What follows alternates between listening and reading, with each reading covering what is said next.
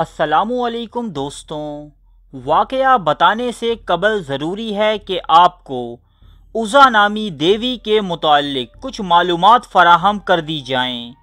عزا قبل از اسلام قدیم عرب کے مذہب میں 3 سردار دیویوں میں سے ایک تھی۔ باقی 2 دیویوں کے نام لات اور منات تھے۔ مکہ اور طائف کے درمیانی راستے میں ایک وادی نخلا کے نام سے موجود تھی۔ عزا کا مندر اسی جگہ پر واقع تھا۔ یہ وہی وادی نخلا ہے جہاں حضور پاک صلی اللہ علیہ وسلم کی ملاقات جنات کی ایک جماعت سے ہوئی تھی، اور اس جماعت نے آپ صلی اللہ علیہ وسلم کی دعوت پر اسلام قبول کیا تھا۔ قریش اور دوسرے قبائل عزا کی زیارت کے لیے اس وادی میں آیا کرتے، قربانی کے جانور یہاں لا کر ذبح کرتے اور نذرانے چڑھاتے۔ تمام دوسرے بتوں سے زیادہ اس کی عزت و تکریم کی جاتی، اگرچہ ان بتوں کے مندر عرب میں مخصوص مقامات پر موجود تھے، لیکن دور جاہلیت میں انہی ناموں کے بت خانہ کعبہ میں بھی رکھے ہوئے تھے، اور دوسرے بتوں کے ساتھ ان کی وہاں بھی پوجا پاٹ کی جاتی۔ روایتوں میں موجود ہے کہ عزا ایک شیطان عورت تھی جس کا قیام وادی نخلا میں موجود 3 جھاؤ کے درختوں پر تھا، اور یہی شیطانی قوت اس بت میں سے آوازیں نکالتی جسے عرب قبائل سنا کرتے اور اس کی تعظیم بجا لاتے، یہاں تک کہ اللہ پاک نے حضرت محمد صلی اللہ علیہ وسلم کو مبعوث کیا۔ آپ نے بتوں کو معیوب قرار دیا اور عربوں کو ان کی پوجا کرنے سے منع فرمایا۔ قریش کو یہ بات سخت ناگوار گزری اور انہوں نے قدم قدم پر آپ کی مخالفت کی۔ فتح مکہ کے بعد حضرت محمد صلی اللہ علیہ وسلم نے خانہ کعبہ میں موجود تمام بتوں کو توڑ دیا، لیکن وادی نخلا میں موجود قریش کا سب سے لائق تعظیم بت عزا اب تک وہاں موجود تھا، اور وہاں اس کی عبادت بھی اسی زور و شور سے جاری تھی۔ چنانچہ عزا کے بت کو توڑنے کی غرض سے آپ صلی اللہ علیہ وسلم نے حضرت خالد بن ولید رضی اللہ تعالی عنہ کو منتخب فرمایا، اور 30 سواروں کے ہمراہ آپ کو وادی نخلا کی طرف روانہ کیا۔ دوستوں، یہ وہی خالد بن ولید ہیں کہ جنہیں اسلام کا سب سے بڑا سپہ سالار تسلیم کیا جاتا ہے۔ حضرت خالد بن ولید رضی اللہ تعالی عنہ نے 125 کے قریب جنگوں میں حصہ لیا، اور آپ نے کسی ایک میں بھی شکست کا سامنا نہ کیا۔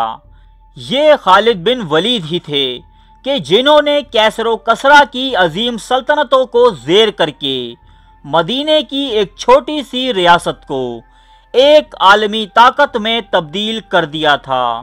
حضرت خالد بن ولید کو اسلامی تاریخ ہی نہیں بلکہ بین الاقوامی تاریخ میں بھی صف اول کے سالاروں میں شمار کیا جاتا ہے۔ حضرت محمد صلی اللہ علیہ وسلم نے جنگ موطا میں ان کی بے مثال بہادری پر حضرت خالد بن ولید کو سیف اللہ یعنی اللہ کی تلوار کا خطاب دیا۔ لیکن دوستوں، اس مرتبہ خالد بن ولید کا مقابلہ کیسر و کسرا کی عظیم فوجوں یا عرب کے جنگجو باغیوں سے نہیں بلکہ ایک ایسی شیطانی قوت سے تھا کہ جس کی حقیقت اللہ اور اس کے رسول ہی بہتر جانتے تھے کہ وہ در حقیقت کیا تھی۔ فتح مکہ کے کچھ روز بعد یعنی 25 رمضان کے دن حضرت محمد صلی اللہ علیہ وسلم نے خالد بن ولید رضی اللہ تعالی عنہ کو بلا کر یہ حکم دیا کہ بطن نخلا کے درختوں کی طرف جاؤ، تمہیں وہاں 3 جھاؤ کے درخت ملیں گے، تم وہاں جا کر پہلے درخت کو کاٹ دینا۔ دوستوں، جھاؤ ایک خضرو اگنے والا پودا ہے جسے انگلش میں ٹیمرکس کہا جاتا ہے۔ چنانچہ حضرت خالد بن ولید آپ صلی اللہ علیہ وسلم کے حکم پر وادی نخلا کی جانب روانہ ہوئے اور وہاں موجود پہلے جھاؤ کے درخت کو کاٹ ڈالا۔ یہ عمل انجام دینے کے بعد جب آپ واپس آئے تو حضور علیہ الصلوۃ والسلام نے آپ سے پوچھا کہ کیا تجھے وہاں کچھ دکھائی دیا تھا؟ حضرت خالد بن ولید نے عرض کیا، نہیں، کچھ بھی نہیں۔ اس پر آپ صلی اللہ علیہ وسلم نے فرمایا کہ واپس جاؤ اور دوسرے درخت کو بھی کاٹ دو۔ سو خالد بن ولید اسے کاٹ کر پھر سے نبی اکرم صلی اللہ علیہ وسلم کی خدمت میں حاضر ہوئے۔ آپ صلی اللہ علیہ وسلم نے پھر سے وہی سوال کیا کہ کیا تم نے کچھ دیکھا؟ حضرت خالد بن ولید نے عرض کیا، نہیں، کچھ بھی نہیں۔ اب آپ صلی اللہ علیہ وسلم نے فرمایا کہ واپس جاؤ اور تیسرے درخت کو بھی کاٹ دو۔ اس مرتبہ جب حضرت خالد بن ولید اس درخت کو کاٹنے کی غرض سے آئے تو دیکھا کہ ایک شیطان عورت برہنہ حالت میں بال پھیلائے ہوئے ہے اور غصے میں اپنے دانت پیس رہی ہے۔ اس کے پیچھے پیچھے عزا کے مندر کا محافظ دبیہ سلمی چلا آ رہا تھا۔ دبیہ نے حضرت خالد بن ولید کو دیکھا تو چلا کر کہا، اے عزا، خالد پر زور سے حملہ کرو اور پیچھے نہ ہٹو، اوڑھنی اتار ڈالو، کیونکہ اگر آج تم نے خالد کو قتل نہ کیا تو ذلت کی مستحق ہو جائے گی۔ یہ سن کر حضرت خالد بن ولید نے کہا، اے عزا، میں تیرا انکار کرتا ہوں، تجھے پاک نہیں مانتا، میں دیکھ رہا ہوں کہ اللہ نے تجھے ذلیل کر دیا ہے۔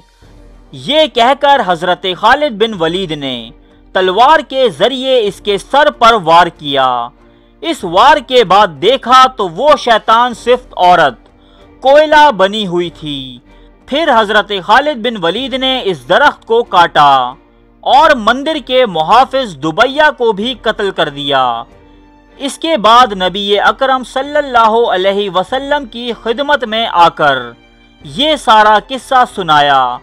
حضرت صلی اللہ علیہ وسلم نے فرمایا کہ یہ عزا تھی، اب آئندہ عربوں میں کوئی عزا نہ ہوگی اور نہ ہی اس کی عبادت کی جائے گی۔ وہ دن تھا اور آج کا دن ہے کہ عربوں کے نزدیک سب سے زیادہ تعظیم کی لائق مانے جانے والی دیوی کا کوئی نام لیوا تک نہ رہا۔ السلام علیکم دوستوں، ویسے تو یہ واقعہ تاریخ کی بہت سی مشہور کتابوں میں موجود ہے، لیکن ہم نے اخذ کیا ہے تاریخ کی ایک مشہور ترین کتاب بلوغ العرب جلد سوم سے۔ یہ واقعہ اس کتاب کے پیج نمبر 81 پر موجود ہے۔